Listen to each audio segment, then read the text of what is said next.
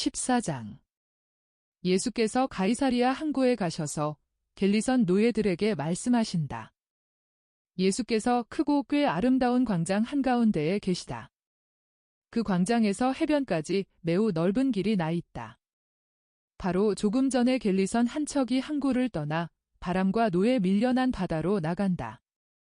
다른 갤리선 한 척은 돛들을 졸라매고 나를 적당한 위치로 돌리느라고 한쪽 노들만 움직이는 것으로 보아 항구로 들어오려고 조종하고 있는 중이다.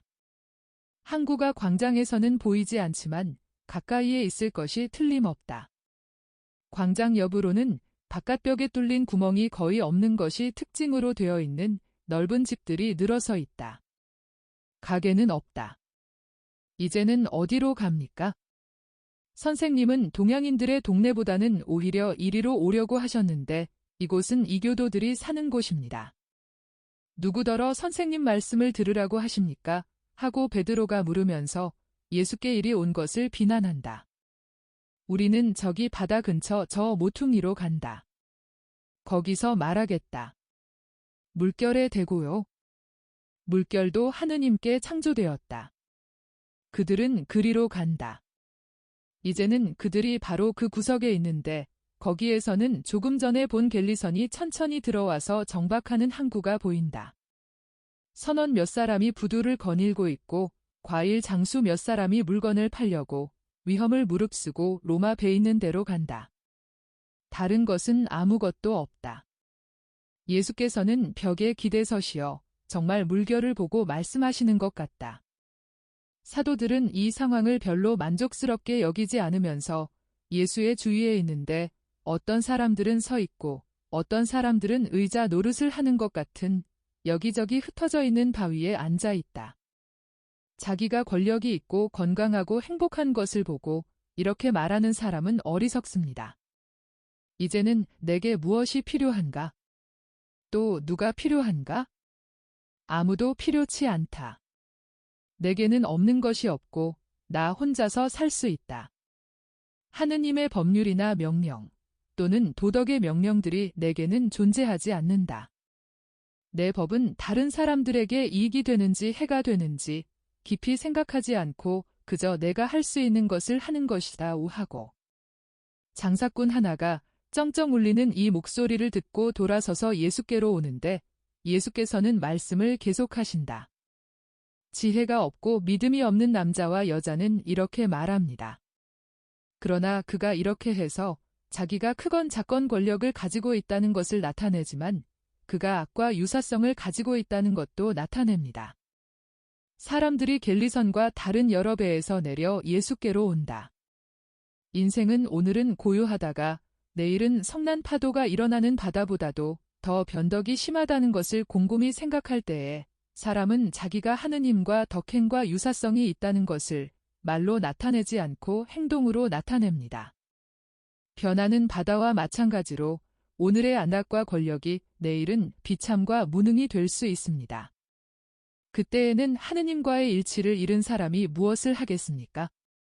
저 갤리선에는 전에 행복하고 권력이 있다가 지금은 노예가 되고 죄 있는 사람으로 여겨지는 사람이 얼마나 많습니까? 죄 있는 사람으로 따라서 2번 노예로 간주되는 사람들이 말입니다. 한 번은 그들이 아무 보람 없이 무시했던 인간의 계율의 노예가 됩니다. 보람 없이 무시했다는 것은 인간의 계율은 그대로 있고 그것을 어기는 사람들을 벌하기 때문입니다. 또 한 번은 자기의 잘못을 미워하기에 이르지 못하는 죄 있는 사람들을 영원히 차지하는 사탄의 노예가 되는 것입니다. 선생님, 안녕하십니까? 선생님이 여기에 오시다니? 저를 알아보시겠습니까? 하느님께서 당신에게 오시기를 바랍니다. 푸블리우스 귄틸리아누스, 당신이 보다시피 내가 왔습니다. 그것도 바로 이곳 로마인들의 동네에. 저는 선생님을 다시 뵐 줄을 생각지는 못했었습니다. 그러나 선생님 말씀을 듣는 것은 기쁩니다. 나도 기쁩니다. 저 갤리선에는 노젓는 사람이 많습니까? 많습니다. 대부분이 전쟁 포로들입니다. 그 사람들에게 관심을 가지십니까? 배 가까이 가고 싶은데요. 오십시오. 당신들은 비키시오 하고 가까이 왔던 얼마 안 되는 사람들에게 명령하니 그들은 욕설을 중얼거리면서 빨리 비킨다. 그냥 놔두시오. 나는 사람들이 빽빽이 있는데 끼어 있는 것이 습관이 되었어요. 여기까지는 괜찮습니다. 더 멀리는 안 됩니다. 군용 갤리선이니까요. 이것으로 충분합니다. 하느님께서 이것을 당신에게 갚아주시기 바랍니다. 예수께서 다시 말씀하기 시작하는데 로마 군인은 그 훌륭한 제복 차림으로 예수 곁에서 보초를 서는 것 같다. 비통한 사건의 결과로 노예가 된 여러분, 즉 한 번만 노예가 된 여러분, 일평생을 노예로 있을 여러분. 그러나 그들의 사슬 위에 떨어지는 눈물 한 방울 한 방울, 그들의 살에 고통의 흔적을 남기는 매 한 대 한 대가 그들의 수갑을 풀어주고 죽지 않는 어떤 것을 꾸며주며 마침내 그들에게 하느님의 평화를 열어줍니다. 하느님은 가엾고 불행한 당신 자식들의 친구이시고 이 세상에서 고통이었던 모든 것 대신에 많은 기쁨을 그들에게 주실 것입니다. 갤리선 안에서는 예수의 말씀을 귀담아 듣는 갤리선 노를 젓는 죄수를 지키는 사람들이 앞으로 나아온다.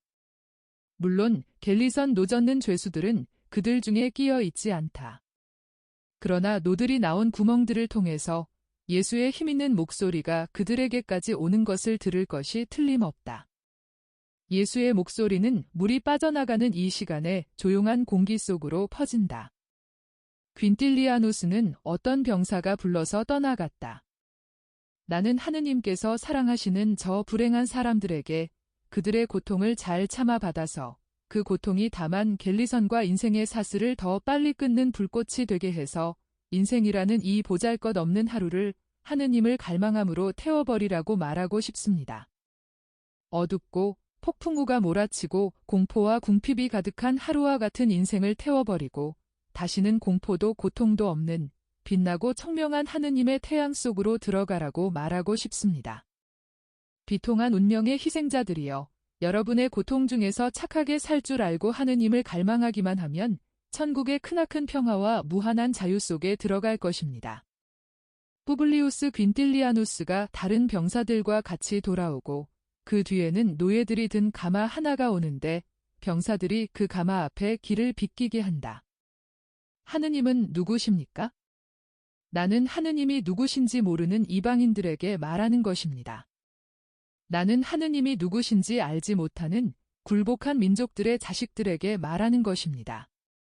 갈리아 사람들, 이베리아 사람들, 트라키아 사람들, 게르만 사람들, 켈트 사람들.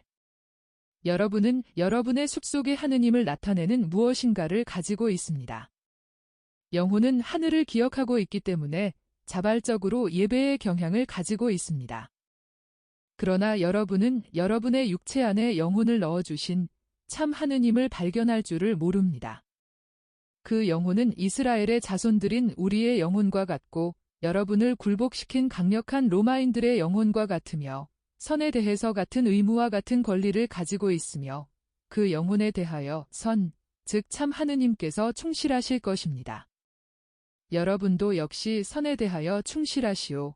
여러분이 지금까지 숭배한 하나 또는 여러 신들, 어머니의 무릎에서 그 이름을 배운 신들, 여러분이 고통을 당하는데 그 신에게서 위로가 오는 것을 보지 못하기 때문에 지금은 생각하지 않게 되었을지도 모르는 신, 여러분이 하루하루를 절망 속에서 지내며 미워하고 저주하게 되었을지도 모르는 신은 참 하느님이 아닙니다.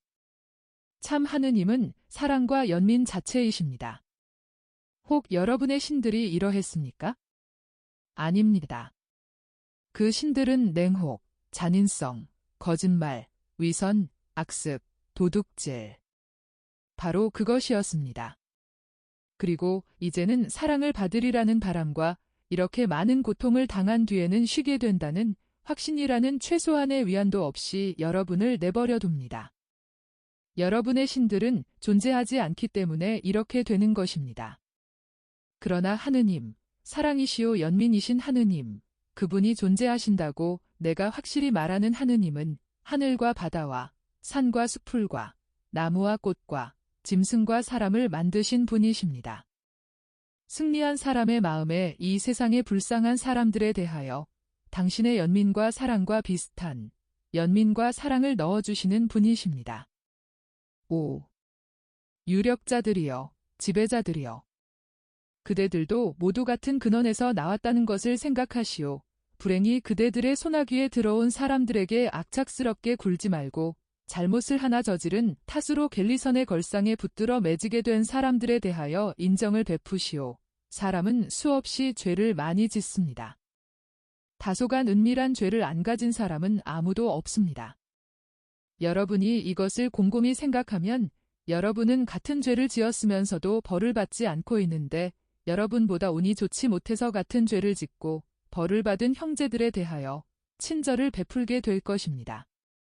인간의 정의는 그 판단에 있어서 이다지도 불확실하기 때문에 하느님의 정의도 이와 마찬가지로 불확실하면 불행한 일일 것입니다. 죄 있는 것 같아 보이지 않지만 죄 지은 사람들이 있고 사람들이 죄 있다고 생각하지만 사실은 무죄한 사람들도 있습니다. 왜 그렇게 되는지 알려고 애쓰지 맙시다. 그것은 자기와 비슷한 사람에 대하여 불공평하고 증오를 가득 품은 사람에 대한 너무나 큰 비난이 될 것입니다. 실제로 죄를 짓기는 했지만 강력한 힘에 밀려 죄악을 저지른 사람들도 있습니다. 그로 인해서 그들의 잘못은 부분적으로 변명이 됩니다. 따라서 갤리선 담당자 여러분은 인정을 가지시오. 인간의 정의 위에는 훨씬 더 높은 하느님의 정의가 있습니다. 왕과 노예, 바위와 모래알을 창조하신 분이신 참 하느님의 정의가 있습니다. 하느님께서는 노를 젓는 여러분도 갤리선 노예 담당자들인 여러분도 내려다보십니다. 그러므로 만일 여러분이 이유 없이 잔인하게 굴면 여러분에게는 불행이 올 것입니다. 참 하느님의 메시아인 나 예수 그리스도가 여러분에게 그것을 확실히 말합니다. 여러분이 죽으면 하느님께서 여러분을 영원한 갤리선에 묶어놓고 피에 물든 채찍을 마귀들에게 맡기실 것입니다. 그래서 여러분은 여러분이 한 것과 같은 고문을 당하고 여러분이 때린 것과 같은 매를 맞을 것입니다. 그것은 죄 지은 사람을 벌할 것을 규정하는 인간의 법률이 있기는 하지만 벌할 때의 도를 지나쳐서는 안 되기 때문입니다. 이것을 기억할 줄 아시오. 오늘 권력 있는 사람이 내일 비참하게 될 수도 있는 것입니다. 오직 하느님만이 영원하십니다. 나는 사람들의 마음을 바꾸고 싶습니다. 특히 여러분의 사슬을 끊고 여러분에게 잃어버린 자유와 고국을 돌려주고 싶습니다.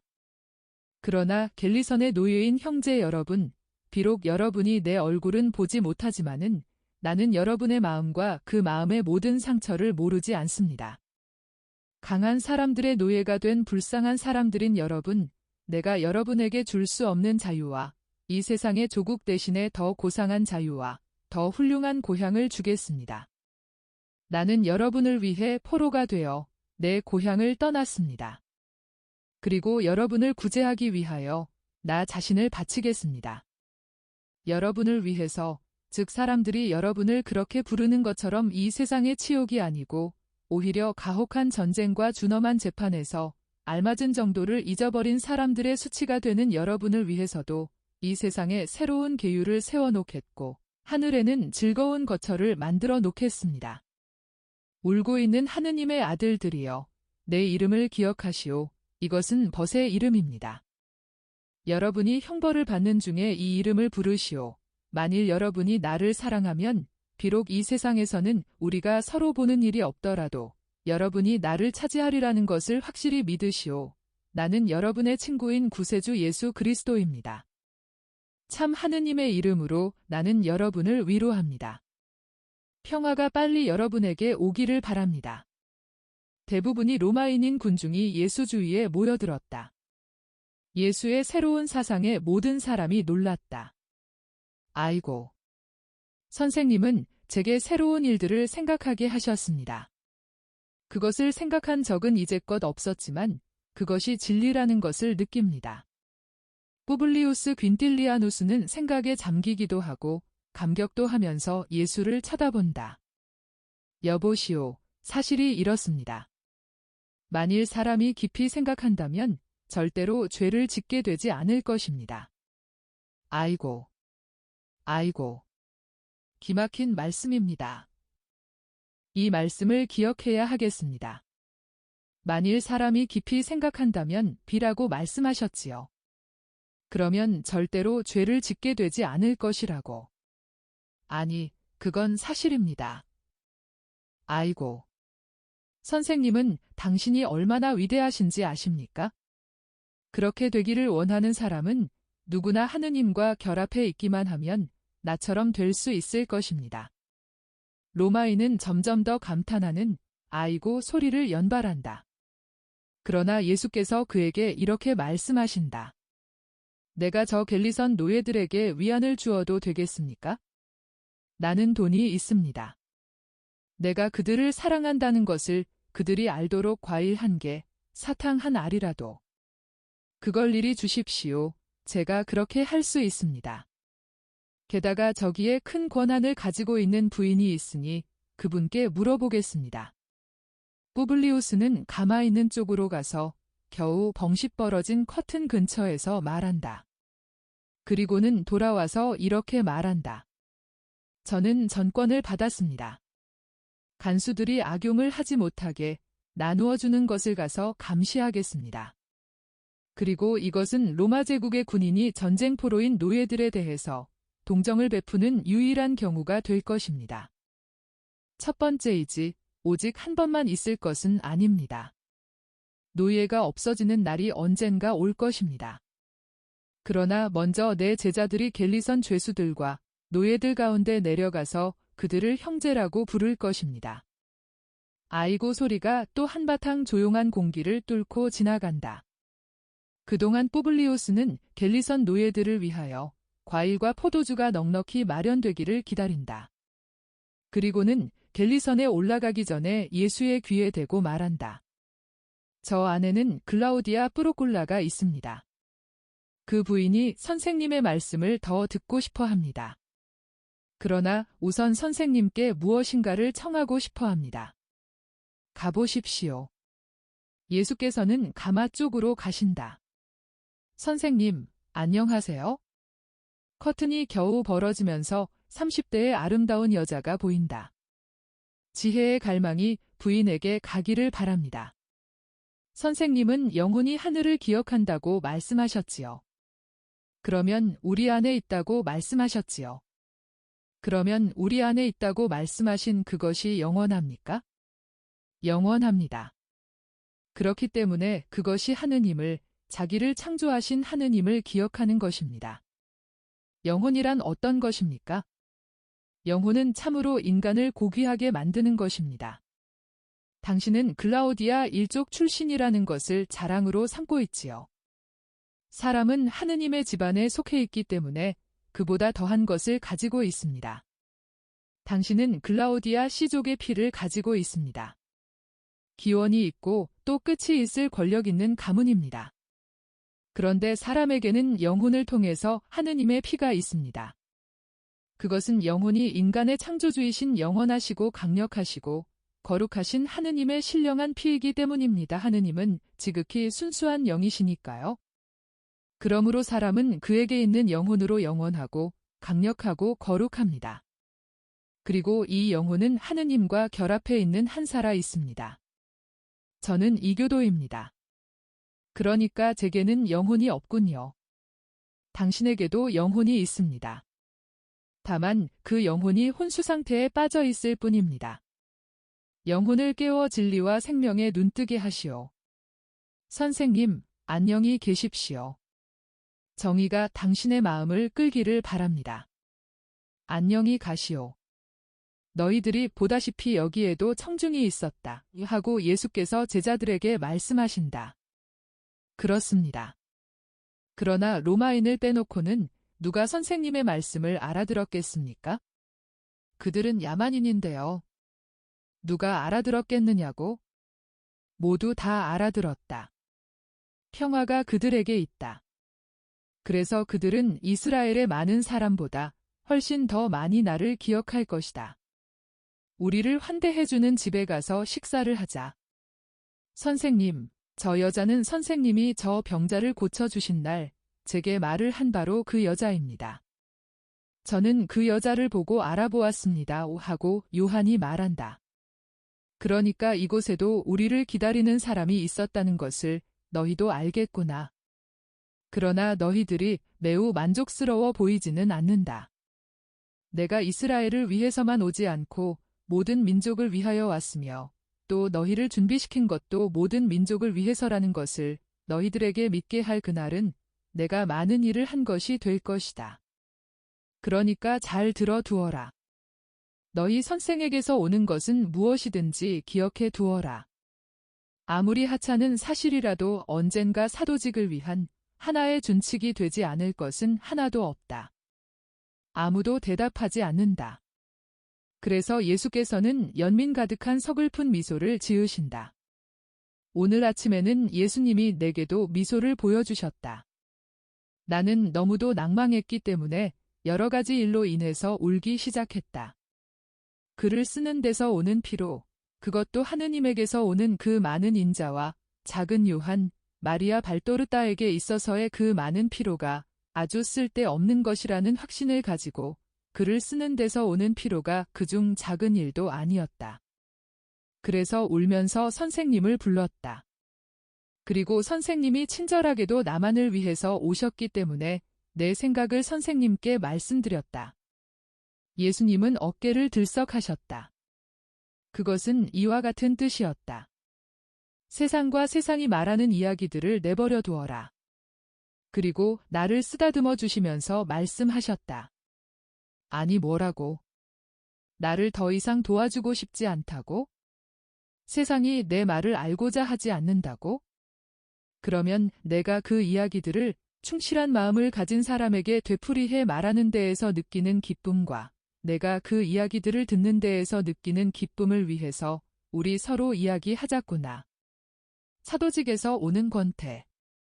어떤 일보다도 더 견디기 어려운 권태. 그것들이 가장 청명한 나를 어둡게 하고 가장 맛있는 음식을 아주 쓰게 만든다. 모든 것이 재와 진흙이 되고 메스껍고 쓰게 된다. 그러나 내 영혼아, 이것이 우리가 가지고 있는 것을 못 가졌기 때문에 죽어가는 속인들의 권태와 의심과 비참의 무거운 짐을 우리가 대신 지는 시간이다. 이것이 우리가 더 행동하는 시간이다.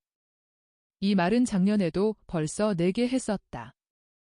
세상을 잠그는 모든 것에 잠긴, 즉 사탄이 보내서 세상이 빠져 죽는 물결에 잠긴 영혼이 이렇게 해서 뭘 하나 하고 자문한다. 그러나 그의 하느님과 함께 십자가에 못 박힌 영혼은 물에 빠져 죽지 않는다. 잠시 동안은 빛을 잃고 영적인 권태에 메스꺼운 물속에 삼켜지지만 그런 다음에는 더 싱싱하고 더 아름답게 되어 빠져나온다. 내가 말하는 나는 이제 아무짝에도 소용없어 라고 하는 말은 이 권태의 결과이다. 너는 이제 아무짝에도 소용이 안 된다는 것이다. 그러나 나는 항상 나이고 그러니까 너는 항상 대변자로서의 내 역할을 훌륭하게 할 것이다.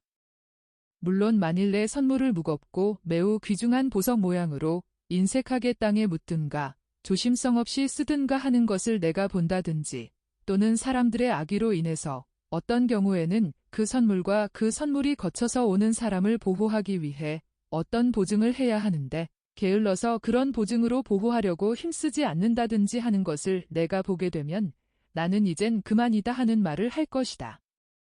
그리고 이번에는 이 말이 돌이킬 수 없는 말이 될 것이다. 오늘은 꼭 소나기를 마는 작은 꽃과 같은 내 작은 영혼을 빼놓고는 모든 사람에게 이 말로 충분하다. 그래, 이 애무를 받으면서도 내가 너를 사랑한다는 것을 의심할 수 있느냐? 자, 내가 전시에도 나를 도와주었으니 지금도 또 도와다오. 할 일이 정말 많다. 그래서 나는 내 예수님이 긴 손으로 나를 쓰다듬어 주시고 지극히 다정스러운 미소를 보내시는 가운데 진정되었다. 예수님은 나만을 위해서 오실 때는 항상 그러시는 것처럼 흰 옷을 입고 계셨다. 15장. 가이사리아에서 로마인 계집 아이를 고쳐주시다. 예수께서 말씀하신다. 작은 요한, 마리아 발도르따야. 나를 따라오너라. 오늘의 봉헌된 사람들을 위한 지시를 내게 쓰게 하고자 한다. 보고 써라. 예수께서는 아직 가이사리아 항구에 계시다. 어제 계시던 광장이 아니라 더 시내 쪽으로 들어간 어떤 곳에 계신다. 그래도 그곳에서도 항구와 배들이 보인다. 여기에는 창고와 가게가 많다. 그리고 흙투성이인 이곳의 땅바닥에까지 여러 가지 물건이 놓여 있는 거적들이 깔려 있는 것으로 보아 장터 근처일 것이라는 결론을 내린다. 장이 항구와 창고들 근처에 서는 것은 아마 뱃사람들과 배로 가져온 상품들을 사기 위하여 오는 사람들의 편의를 위해서일 것이다. 이곳은 군중이 오가는 바람에 몹시 소란하다.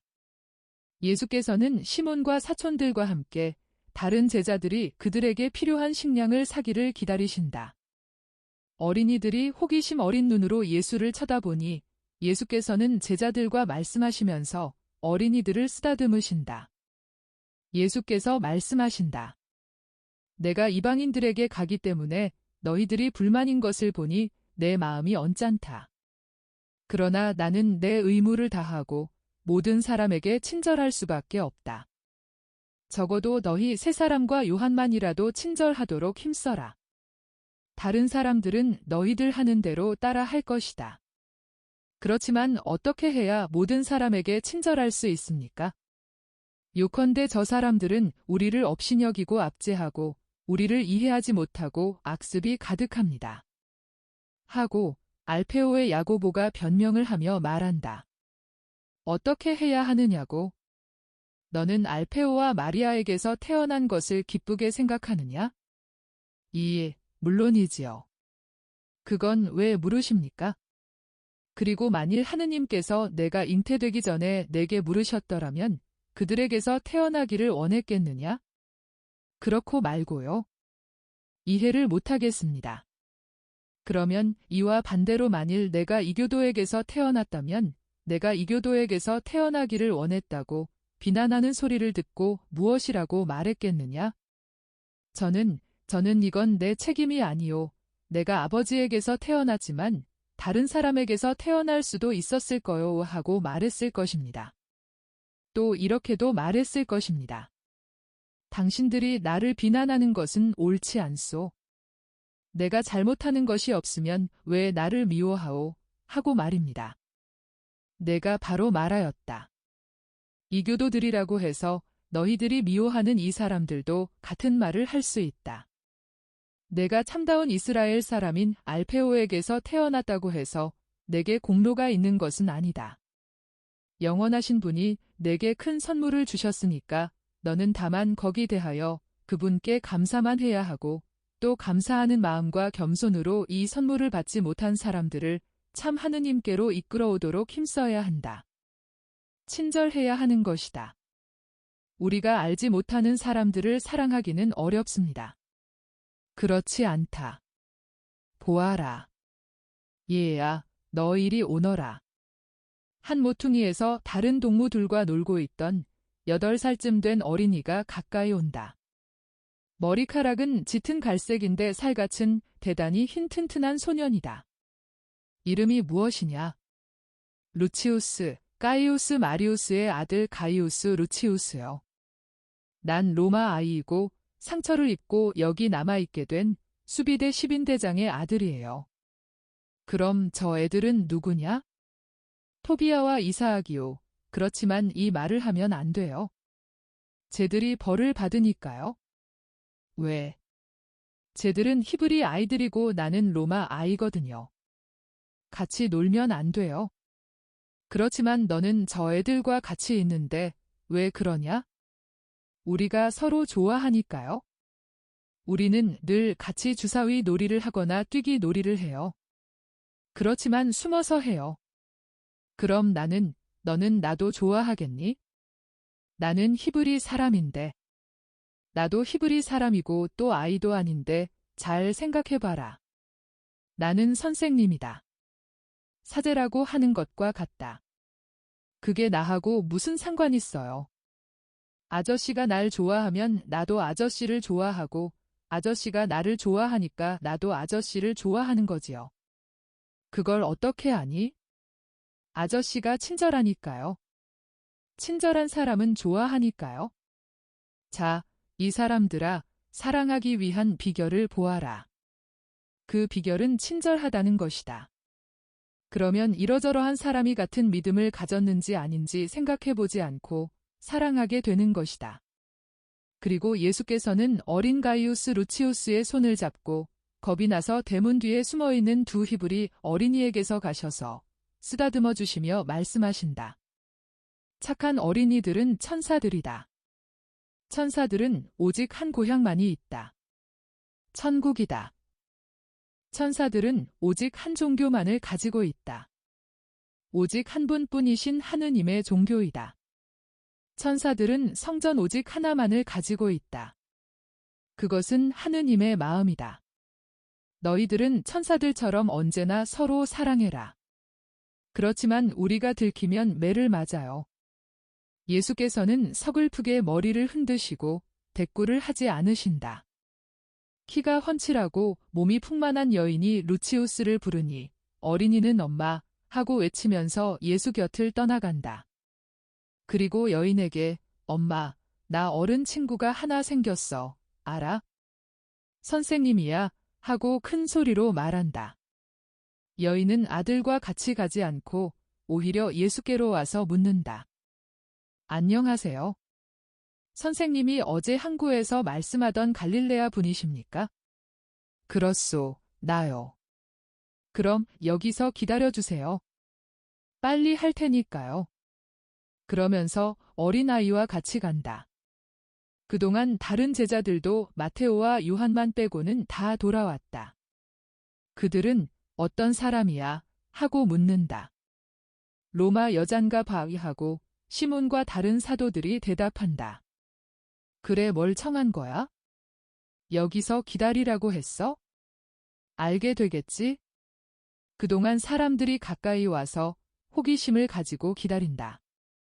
여인이 다른 로마인들과 같이 돌아온다. 선생님이 바로 그 선생님이십니까? 하고 부잣집의 하인 같은 사람이 묻는다. 그리고 그렇다는 말을 듣고 청한다. 글라우디아의 친구의 어린 딸의 병을 고쳐주시는 것이 선생님께 폐가 되겠습니까? 어린아이가 숨이 막히기 때문에 죽어가는데 의사는 아이가 무슨 병으로 죽어가는지 모릅니다. 어제 저녁에는 건강했는데 오늘 아침에는 죽어가고 있습니다. 갑시다. 그들이 어제 있던 곳으로 가는 길을 몇 걸음 가니 로마인들이 살고 있는 것 같은 집에 활짝 열린 대문에 이른다. 잠깐만 기다리십시오 하고 말하고 그 남자가 빨리 들어갔다가 곧 다시 와서 말한다. 오십시오. 그러나 예수께서 들어가시기도 전에 젊은 여자 한 사람이 집에서 나온다. 여자는 품이 있으나 분명히 괴로워하는 모습이다. 그 여자는 몇 달밖에 안 된 어린 계집 아이를 안고 있는데 아이는 물에 빠져 죽은 사람처럼 창백하고 축 늘어졌다. 치명적인 디프테리아에 걸려서 다 죽어가게 된 것 같다. 여인은 파선을 당한 사람이 암초로 피해 가듯이 예수의 가슴으로 피해 들어온다. 그 여자가 어떻게 나오는지 말을 할 수 없을 지경이다. 예수께서 어린 계집 아이를 받으신다. 아이는 손톱이 벌써 자줏빛이 된 고사리 같은 손에 작은 경련을 일으킨다. 예수께서 아이를 쳐드시니 아이의 작은 머리가 힘없이 뒤로 늘어진다. 어머니는 히브리인 앞에서 로마인의 아무런 자존심도 보이지 않고 예수의 발 앞에 먼지 속에 털썩 주저앉아 얼굴을 들고 머리카락은 반쯤 헝클어진 채 팔을 내밀어 예수의 옷과 겉옷에 매달리며 흐느껴 온다. 예수께서는 오른손 검지에 침을 묻혀 할따기는 작은 입 속으로 집어넣고 깊숙이 들이미신다. 계집아이는 몸부림을 치고 얼굴이 한층 더 꺼멓게 된다. 어머니는 안 돼요. 안 돼요. 하고 부르짖는다. 그리고 칼이 몸을 꿰뚫는 것처럼 몸을 뒤튼다. 사람들은 숨을 죽인다. 그러나 예수의 손가락은 환웅한 점막 한 뭉치를 가지고 나온다. 계집아이는 이제는 몸부림을 치지 않고 눈물을 몇 방울 흘린 다음 진정되어서 순진한 미소를 짓고 귀여운 손을 흔들고 먹이를 기다리면서 날개짓을 하고 짹짹거리는 새처럼 입술을 움직인다. 자 받으시오. 젖을 주시오. 이제 다 나았소. 어머니는 너무도 어리둥절해서 어린아이를 받아서 먼지 속에 주저앉은 채 그대로 아이에게 입맞춤을 하고 쓰다듬고 젖을 주고 하며 몹시 흥분하여 어린 것 외에는 다른 모든 것을 잊어버리고 있다. 한 로마인이 예수께 묻는다. 아니 선생은 어떻게 그렇게 하실 수가 있었습니까? 나는 총독의 주치의이고 학자입니다. 그런데 장애물을 제거하려고 해보았지만 깊숙이, 너무 깊숙이 들어가 있었습니다. 그런데 선생은 그렇게. 선생은 학자이시지만 참 하느님을 모시고 있지 않습니다. 하느님께서는 이 때문에 찬미받으시기 바랍니다. 안녕히 계십시오. 그리고 예수께서는 그곳을 떠나려고 하신다. 그러나 이스라엘 사람의 작은 한때가 개입할 필요를 느낀다. 선생은 어떻게 감히 외국 사람들에게 접근하셨습니까? 저들은 타락하고 부정해서 저들을 가까이 하는 사람들도 저들과 같이 됩니다. 예수께서는 그들 세 사람을 엄하게 똑바로 바라보시고 나서 말씀하신다. 당신은 악재가 아니시오. 오래된 상점들 근처에 사는 장사꾼과 거래를 맺어보려고 지난 티슈리달에 여기 왔던 아조에서 온 사람이 아니오. 또 당신은 로마인 의사에게 진찰을 받으려고 여기 온 라마의 요셉이 아니오. 여기 왜 왔는지는 나나 당신이나 잘 알고 있지 않소? 그러면 당신들은 부정하다고 생각하지 않으시오? 의사는 결코 외국인이 아닙니다. 의사는 육체를 치료하는데 육체는 모든 사람이 같습니다. 영혼도 그렇지요. 육체보다도 더 그렇지요. 게다가 내가 무엇을 치료했소? 어린 계집아이의 죄 없는 육체를 고쳐주었소? 그리고 나는 이와 마찬가지로 무죄하지 않은 외국인들의 영혼도 고쳐주기를 바라오. 의사로서 또 메시아로서. 그러니까 나는 어떤 사람에게도 접근할 수 있소? 아닙니다. 못하십니다. 못한다고요. 악재?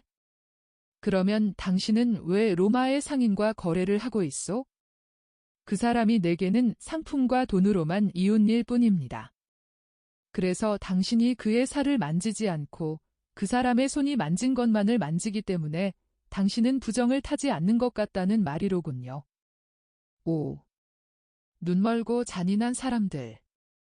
다들 들으시오. 바로 이 사람의 이름과 같은 이름을 가진 예언자의 책에 이런 말이 있습니다. 너는 사제들에게 법을 물어보아라.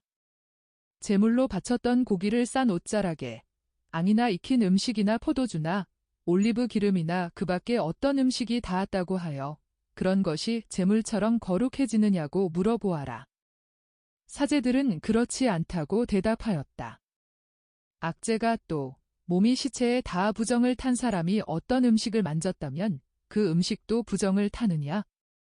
하고 물으니 사제들은 부정을 탄다고 대답하였다. 당신들은 이와 같은 교활하고 거짓이고 통일성이 없는 행동 방식으로 선을 배제하고 단죄하며 당신들의 이익에 유리한 것만을 받아들입니다. 그러면 경멸도 혐오도 없어지게 됩니다. 당신들은 개인적인 손해를 피하기 위해서 어떤 물건이 부정하거나 다른 물건을 부정하게 만드는지 또 다른 물건이 그렇지 않은지를 결정합니다. 그러면 거짓말하는 입을 가진 사람들, 당신들은 거룩한 고기나 거룩한 물건에 닿아서 거룩하게 된 것이 그것에 닿는 것을 거룩하게 하지 못한다고 증언하면서 어떻게 부정한 물건에 닿았던 것은 그것에 닿는 것을 부정하게 할 수 있다고 공언할 수 있습니까?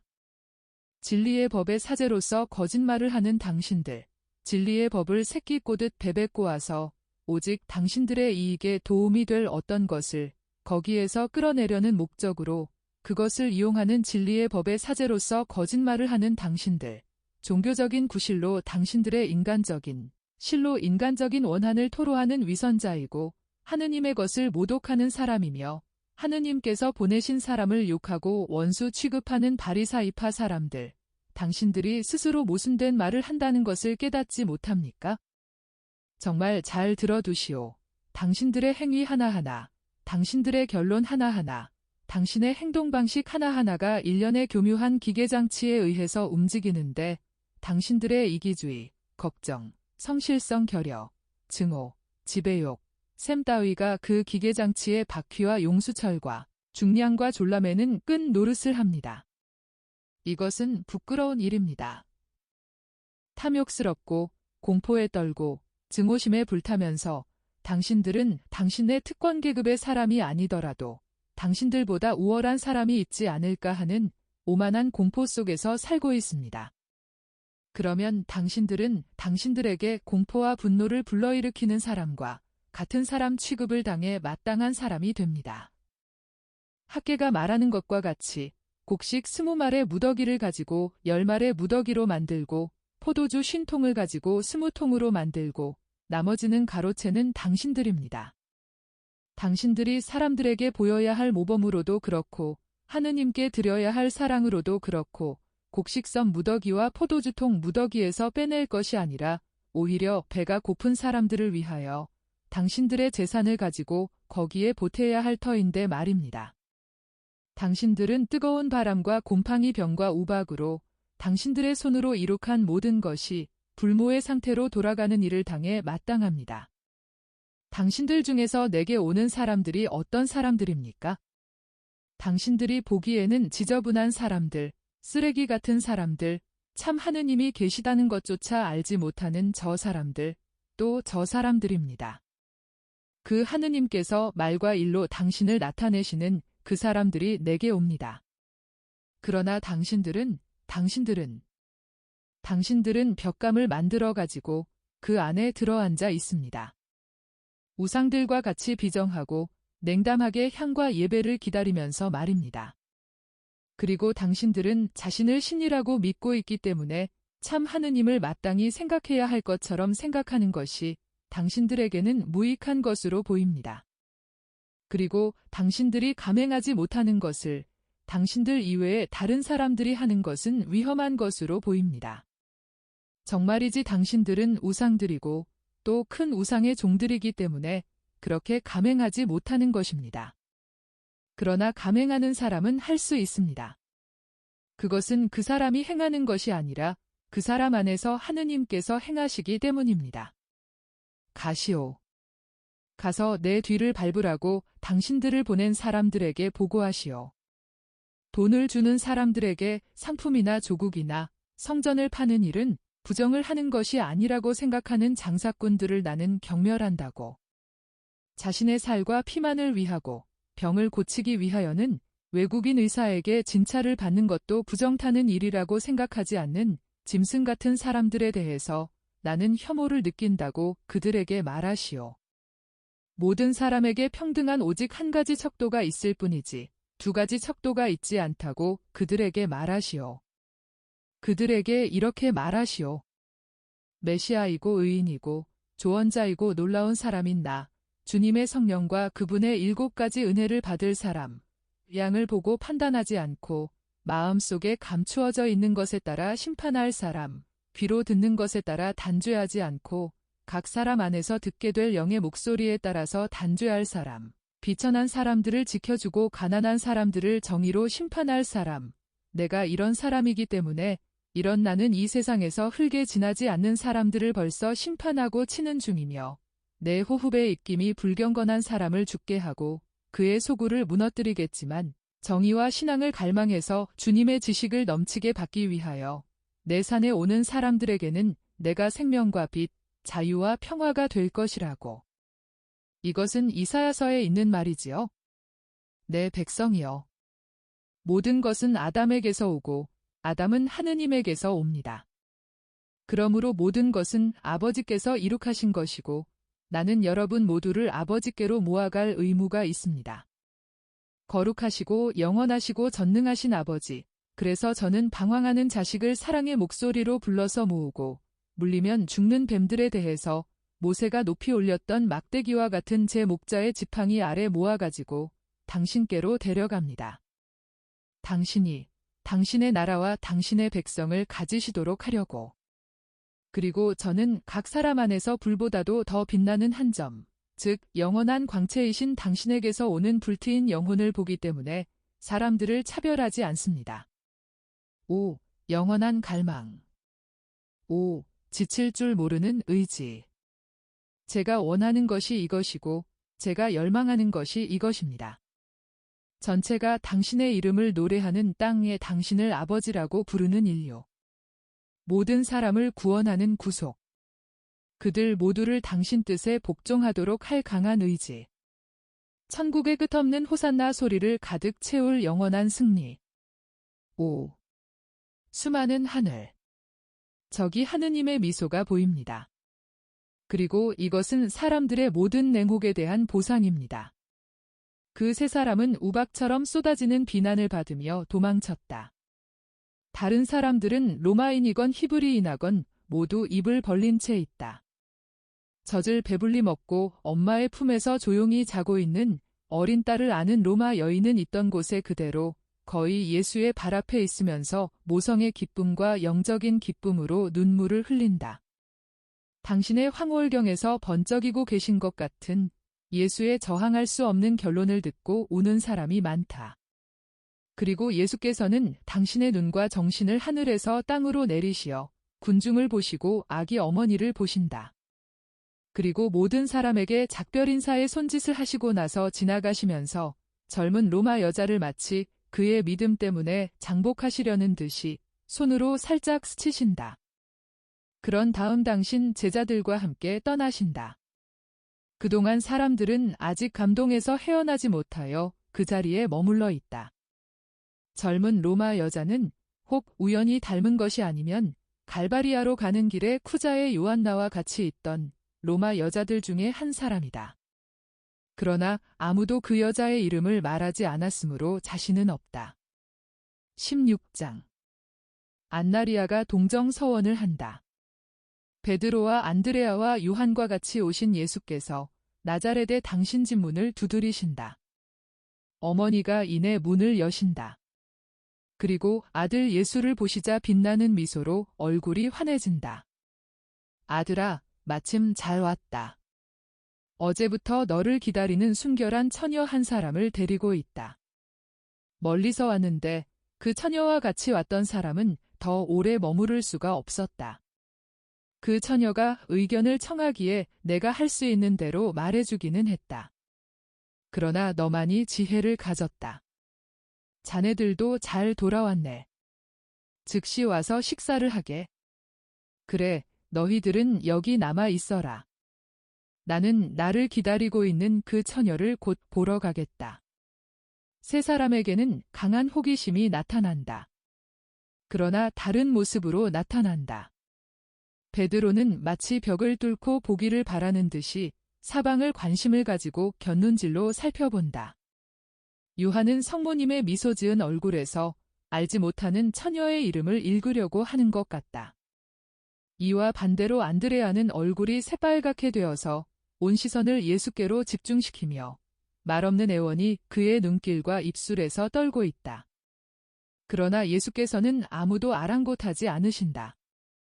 세 사람은 성모님이 음식과 따뜻한 불을 주시는 부엌에 들어가기로 결심하는데 예수께서는 정원으로 나가는 출입구를 가린 커튼을 쳐두시고 정원으로 나가신다.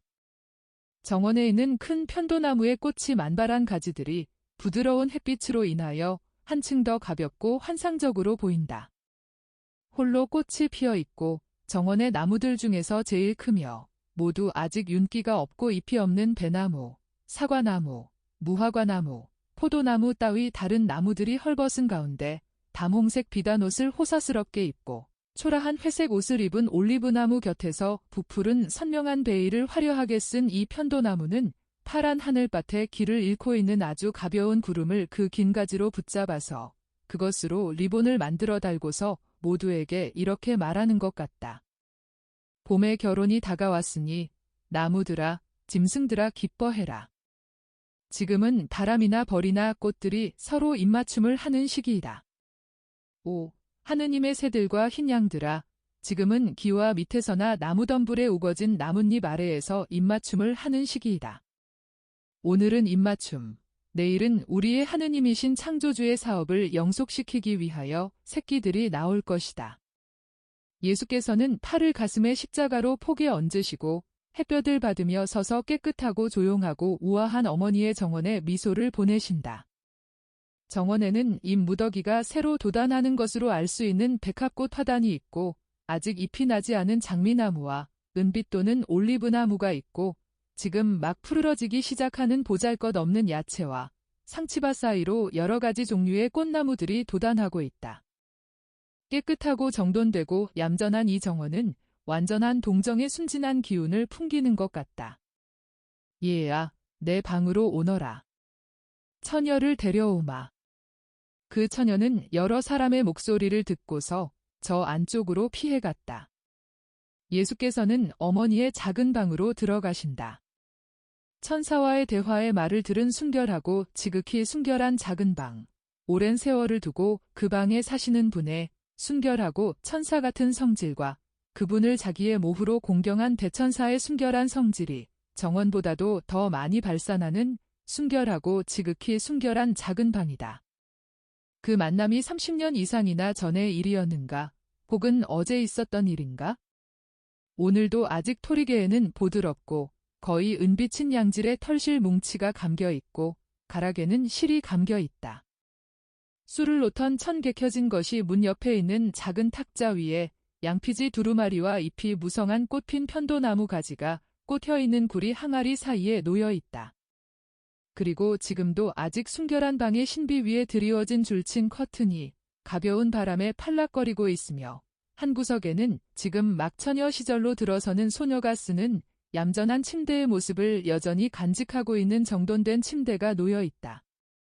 저 작은 베개에서는 얼마나 많은 꿈이 꾸어졌고 또 꾸어질 것인가? 성모님의 손에 커튼이 쳐들린다.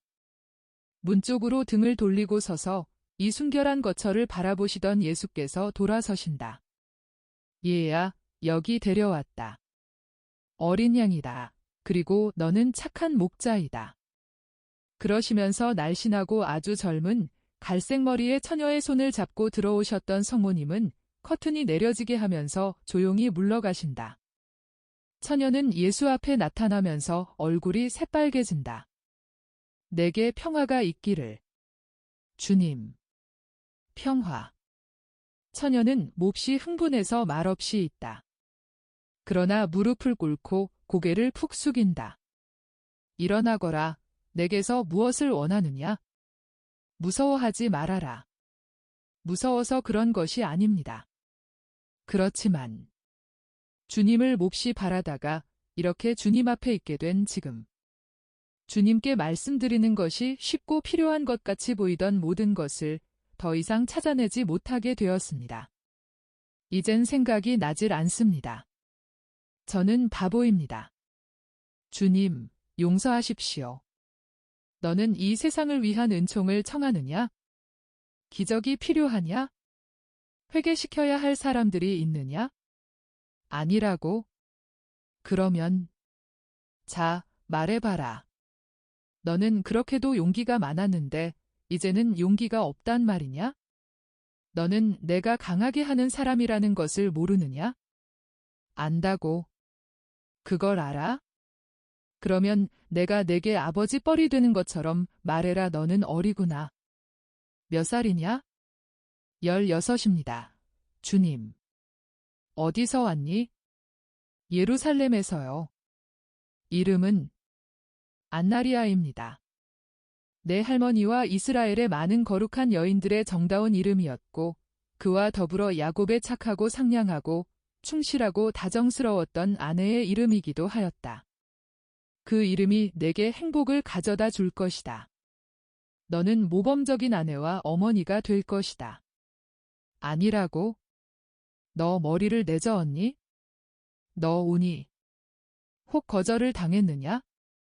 그것도 아니라고. 내가 결혼하기로 되어 있던 남자가 죽었느냐? 아무도 아직 내게 청혼을 하지 않았느냐?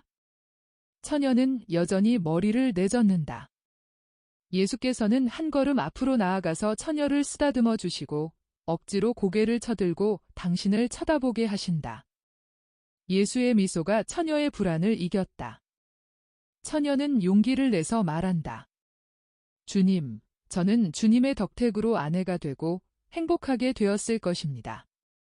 주님, 저를 못 알아보십니까? 저는 주님이 주님의 제자 요한의 청을 들으셔서 고쳐주신 폐결핵으로 죽어가던 약혼자입니다. 주님의 은총을 받은 뒤로 저는 다른 몸을 가지게 되었습니다. 전에 죽어갈 적에 가졌던 몸 대신에 건강한 몸이었습니다. 그리고 다른 영혼을 가지게 되었습니다. 모르겠습니다. 이제는 제가 다른 사람이 된 것 같았습니다. 아내가 될 수 없다는 것이 죽어가는 제 한이었습니다. 병이 나았다는 기쁨, 그러니까 결혼을 할 수 있다는 처음 몇 시간밖에 계속되지 않았습니다. 그러다가 처녀는 점점 더 대담해진다. 그 처녀는 선생님과 단둘이만 있으므로 당황해서 잃어버렸던 말과 생각을 다시 찾아낸다. 그러다가 제가 이기주의자가 되어서도 안 되고 이제는 내가 행복하게 되겠구나 하고만 생각해도 안 되고 그보다 더한 그 무엇을 주님께로, 주님과 제 아버지이신 하느님께로 가야 하는 그 무엇을 생각해야 한다는 것을 깨달았습니다. 하찮은 것, 그러나 제가 감사한다는 것을 나타내는 그 무엇을 생각해야 한다고 깨달았습니다. 저는 곰곰이 생각했습니다. 그리고 그 다음 안식일에 약혼자를 만났을 때 이렇게 말했습니다. 이것 보세요. 사무엘 씨 기적이 없었더라면 나는 몇 달 만에 죽었을 거고 사무엘 씨는 나를 영원히 잃었을 거예요. 그래서 이제는 내가 하느님을 찬미하고 감사를 드린다는 말씀을 드리기 위해서 어떤 희생을 드리고 싶어요. 사무엘 씨도 나와 같이요. 그랬더니 사무엘은 저를 사랑하기 때문에 즉시 이렇게 말했습니다. 성전에 같이 가서 희생제물을 바칩시다오 하고. 그렇지만 제가 원하는 것은 그것이 아니었습니다. 주님, 저는 가난하고 서민의 딸입니다. 저는 무식하고 능력도 별로 없습니다. 그러나 제 병든 가슴에 얹으신 주님의 손을 통해서 좀먹은 제 허파에뿐만 아니라 제 마음속에도 무엇인가 왔었습니다. 허파에는 건강이 오고 마음속에는 지혜가 왔습니다. 그리고 주님을 사랑하는 제 영이 원하는 제물은 어린 양을 드리는 제물이 아니라는 것을 깨달았습니다. 처녀는 사랑의 고백을 하고 나서 얼굴을 붉히고 입을 다문다. 두려워 말고 계속하여라. 내 영은 무엇을 원했느냐? 하느님의 아들이신 주님께 어울리는 어떤 것을 희생으로 드리는 것입니다. 그래서 저는 그것이 하느님에게서 오는 것과 같이 정신적인 것이어야 한다고, 즉, 제 구세주이신 주님께 대한 사랑으로 제 결혼을 연기하는 희생이어야 한다고 생각했습니다. 결혼은 큰 기쁨입니다. 주님도 아시겠지요? 서로 사랑하면 그것은 중요한 일입니다. 그것을 바라고 빨리 이루어졌으면 하고 초조해 합니다. 그렇지만 저는 며칠 전에 제가 아니었습니다. 저는 결혼을 가장 아름다운 것처럼 원하지를 않았습니다. 그 말을 사무엘에게 했더니 사무엘도 저를 이해했습니다. 사무엘도 결혼식 날짜로 잡았던 날부터, 즉 아달달 초 이튿날부터 1년 동안 수도자가 되겠다고 말했습니다. 그동안 약혼자를 돌려주셨던 분을 사랑하기 위해서, 즉 주님을 사랑하고 알기 위해서 주님을 찾아 나섰습니다. 사무엘은 몇 달 후에 주님을 고운내에서 찾아냈습니다. 저도 갔습니다. 그리고 주님의 말씀은 제 마음을 아주 바꿔놓았습니다. 이제는 그전의 맹세로는 부족하다고 생각되었습니다. 밖에 있는 저 편도나무가 여러 달 동안 죽은 채로 있다가 점점 더 따뜻해지는 햇볕을 받아 다시 살아나고 그 다음에 잎이 피고 열매가 열리는 것 모양으로 저도 더 좋은 것에 대한 지혜가 점점 더 향상되었습니다. 지난 여러 달 동안 생각을 많이 했습니다. 마지막 번에는 저 자신과 제가 하려고 하는 것에 자신이 생겨서, 그러나 마지막 번에 고운내에 갔었습니다. 그런데 주님이 거기에 안 계셨습니다. 그 사람들이 주님을 내쫓았었습니다. 저는 많이 울었습니다. 그리고 지극히 높으신 분께 기도를 드렸습니다. 하느님께서는 제 기도를 들어주셔서 분봉왕의 조신들에게 무슨 말을 하려고 티베리아에 가는 친척 한 분과 함께 저를 보내도록 제 어머니를 설득하셨습니다. 관리인이 여기 오면 주님을 만나 뵐 것이라고 제게 말해 주었습니다. 그래서 주님의 어머니를 만나 뵙고 그분의 말씀을 들었습니다.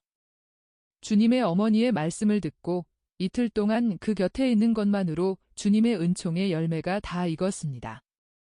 처녀는 마치 제대 앞에 무릎을 꿇듯이 두 팔을 십자가로 폭의 가슴에 얹고 무릎을 꿇었다. 좋다. 그러나 내가 바라는 것이 정확히 무엇이냐? 너를 위해 내가 무엇을 해줄 수 있겠니? 주님, 저는 대단한 것을 바랍니다. 그리고 생명과 건강의 주재자이신 주님만이 그것을 제게 주실 수 있습니다. 주님이 주실 수 있는 것은 가져가실 수도 있다고 생각하니까요.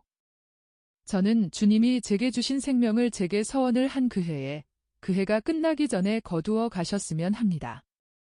아니, 그건 왜? 내가 회복한 건강에 대해서 하느님께 고맙다는 생각을 안 하느냐? 대단히 고맙게 생각합니다. 한없이요. 그렇지만 다만 한 가지 일 때문에만 그렇습니다. 그것은 제가 하느님의 은총과 주님의 기적으로 살면서 가장 좋은 것이 무엇인지를 깨달았기 때문입니다. 그게 무엇이냐? 천사들처럼 사는 것입니다. 주님의 어머니처럼, 주님이 사시는 것처럼, 주님의 요한이 사는 것처럼. 주님, 이분들은 새 송이 백합꽃, 세계의 흰 불꽃, 세상의 새 진복입니다. 그렇습니다. 저는 하느님을 차지하는 것이 진복인데 하느님은 순결한 사람들의 차지라고 생각하기 때문입니다. 순결한 사람은 하느님을 가운데 모시고 주위에 천사들이 빙 둘러있는 하늘과 같습니다. 오, 주님, 제가 바라는 것이 이것입니다. 저는 주님 말씀을 별로 듣지 못했고 주님의 어머니 말씀도 제자의 말도 이사학의 말도 별로 듣지 못했습니다. 주님의 말씀을 제게 해주는 다른 사람들을 자주 만나지도 않았습니다. 그러나 제 영은 항상 주님의 말씀을 듣는 것 같고 제 영에 대해서 주님은 항상 선생님이신 것 같이 생각됩니다. 주님, 다 말씀드렸습니다. 안나리아야, 너는 많은 것을 청하고 많은 것을 준다. 내 딸아, 너는 하느님을 이해하였고 인간이 지극히 순결하신 분과 비슷해지고 지극히 순결하신 분의 마음에 들기 위하여 올라갈 수 있는 완전을 이해하였다. 예수께서는 무릎을 꿇고 있는 처녀의 갈색 머리를 두 손으로 잡으시고 그에게로 몸을 기울이시면서 말씀하신다. 동정녀 몸에서 태어난 사람은 백합꽃 무더기 위가 아니고는 그의 거처를 정할 수가 없었으니까 세상의 세 가지 탐욕의 불쾌감을 느낀다. 그리고 아들이 무엇으로 사는지를 아시는 아버지께서 내 고민하는 마음을 부축하기 위하여 사랑 가득한 도움으로 개입하지 않으시면 그런 불쾌감에 찍어 눌려 주저앉을 것이다. 순결한 사람들이 내 기쁨이다. 너는 세상이 그 한없는 야비함으로 내게서 빼앗아 가는 것을 내게 돌려준다. 그로 인해 아버지께서 찬미받으시기 바라며 너도 축복받기를 바란다. 안심하고 가거라. 내 서원을 영원한 것이 되게 할 어떤 일이 일어날 것이다. 그리스도의 피 어린 길에 흩어진 백합꽃 중에 하나가 되어라. 오, 주님, 저는 또 한 가지를 바랍니다. 무엇이냐?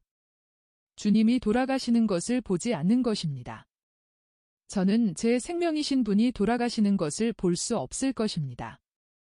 예수께서는 조용히 웃으시고 갈색 얼굴로 흘러내리는 두 줄기 눈물을 손으로 닦아주신다. 울지 말아라. 백합꽃은 슬퍼하는 일이 없다. 너는 왕이 왕관을 쓰고 그의 왕국으로 들어가는 것을 볼 때에 내 천사의 화관의 모든 진주와 더불어 웃을 것이다. 가거라. 주님의 성령이 내가 오가는 중간중간에 너를 인도하시기를 바란다. 영원한 사랑의 불꽃으로 내게 강복한다. 예수께서는 정원으로 나아가시며 어머니를 부르신다. 어머니. 여기 어머니께 온전히 맡겨진 소녀가 있습니다. 이제는 이 처녀가 행복합니다. 그러나 어머니는 지금과 우리가 성도에 갈 때마다 이 처녀를 어머니의 숨결 속에 잠그셔서 어린 양의 옥좌 위에 흩어지는 눈같이 흰 하늘 꽃잎이 되게 하십시오. 그리고 예수께서는 제자들에게로 돌아오시고 성모님은 처녀를 쓰다듬어 주시며 같이 데리고 계시다.